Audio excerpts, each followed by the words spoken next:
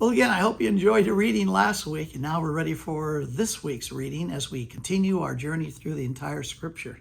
I am so proud of you. Stay faithful. We come now to Ezekiel chapter 4 through chapter 16. And in this next section, we're going to see again Ezekiel's warning about the judgment of Judah because of their sinfulness and rebellion against God. This was the nation, remember, that God chose for himself, the nation of Israel.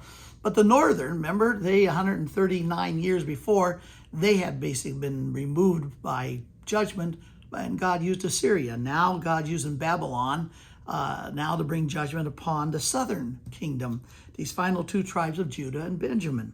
Well, Judah's past sins are going to be recounted in a series of visions and abominations in the temple and the slaying of the wicked and then you're going to see something really interesting, the departing of the glory of God from the temple.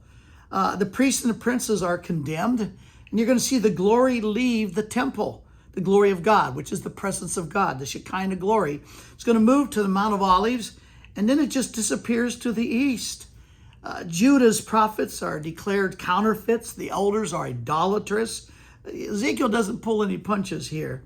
And they've become fruitless and refers to them and leadership as adulterous wife. But even with all of this, you're going to see God's promises. God's still not going to give up on them. He will restore them. And when we see a little later in the book of Ezekiel, you'll see God has a very clear plan to comfort and encourage and a future for them. But again, these chapters will go quickly. This week ought to be a little bit easier than last week. Anyhow, be faithful in your reading, and we'll pick it up next week.